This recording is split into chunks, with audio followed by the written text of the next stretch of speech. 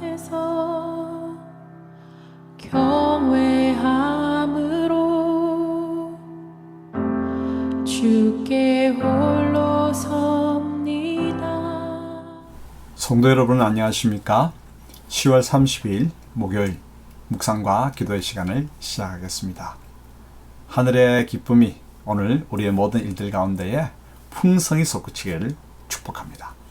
주님께서 주시는 은총의 말씀은 역대하 35장 20절로부터 27절의 말씀입니다. 이 모든 일 후 곧 요시야가 성전을 정돈하기를 마친 후에 애굽 왕 느고가 유브라데 강가에 갈그미스를 치러 올라왔으므로 요시야가 나가서 방비하였더니 느고가 요시야에게 사신을 보내어 이르되 유다 왕이여, 내가 그대와 무슨 관계가 있느냐? 내가 오늘 그대를 치려는 것이 아니요 나와 더불어 싸우는 족속을 치려는 것이라. 하나님이 나에게 명령하사 속히 하라 하셨은즉 하나님이 나와 함께 계시니 그대는 하나님을 거스르지 말라. 그대를 멸하실까 하노라. 요시야가 몸을 돌이켜 떠나기를 싫어하고 오히려 변장하고 그와 싸우고자 하여 하나님의 입에서 나온 느고의 말을 듣지 아니하고 무기또 골짜기에 이르러 싸울 때 활 쏘는 자가 요시야 왕을 쏜지라. 왕이 그의 신하들에게 이르되 내가 중상을 입었으니 나를 또한 나가게 하라. 그 부하들이 그를 병거에서 내리게 하고 그의 버금 병거에 태워 예루살렘에 이른 후에 그가 죽으니 그의 조상들의 묘실에 장사되니라. 온 유다와 예루살렘 사람들이 요시야를 슬퍼하고 예레미야는 그를 위하여 애가를 지었으며 모든 노래하는 남자들과 여자들은 요시야를 슬피 노래하니 이스라엘의 규례가 되어 오늘까지 이르렀으며 그 가사는 애가 중에 기록되었더라.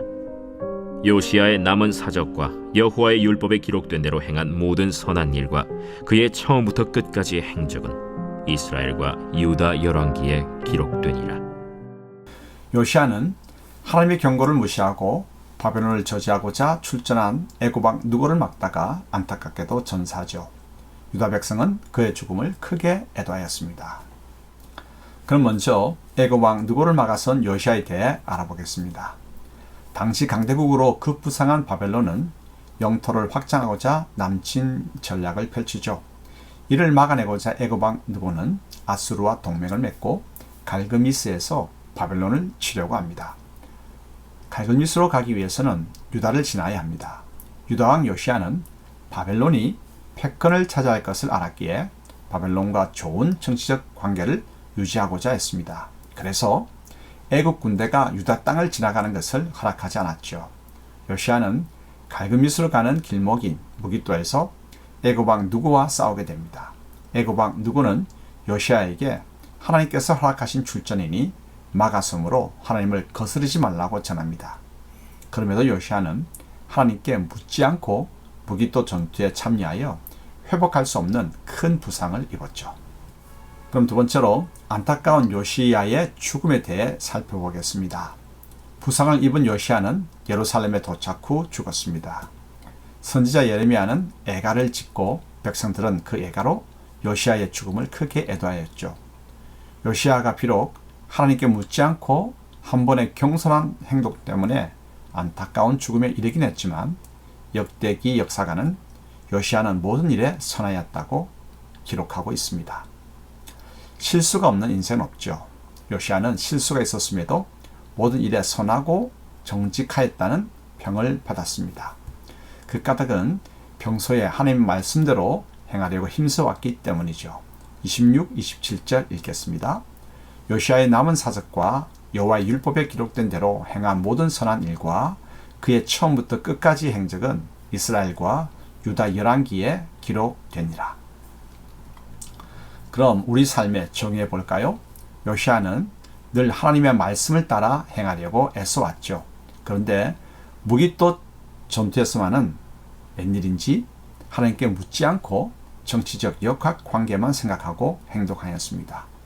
비록 단 한 번의 실수였고 나라를 위한 행동일지라도 하나님께 묻지 않고 주님의 뜻을 고려하지 않은 행동은 변명의 여지가 없죠. 하나님께서는 때로 적국이나 원수들 그리고 자연 만물을 통해서도 계시하십니다. 애굽 왕 느고의 말일지라도 흘려듣지 않고 과연 그러한가를 주님께 물어봐야 했습니다. 아무리 선한 요시야 왕이라도 주님의 뜻을 거역하면 징계가 따르죠. 그러므로 여러 통로를 통해서 말씀하시는 하나님의 뜻을 분별하는 통찰력이 우리에게 있어야 할 것입니다. 그리고 모든 일에 겸손히 하나님의 뜻을 구하는 우리들이 되어야 합니다. 함께 기도하겠습니다. 하나님 아버지, 모든 상황 속에서 주님의 뜻과 말씀대로 행하게 하소서. 특히 큰 일을 위해 움직일 때는 상식의 상황에서는 적합한 행동일지라도 다른 통로를 통해 하나님께서 어떻게 말씀하시는지 깊이 분별하는 시간을 가지게 하소서. 자인을 통해서도 적분의 입술을 통해서도 하나님의 뜻을 알려주시는데 그 음성을 들을 수 있는 통찰력을 주옵소서. 예수님 이름으로 기도합니다. 아멘. 말씀 앞에서 경외함으로 주께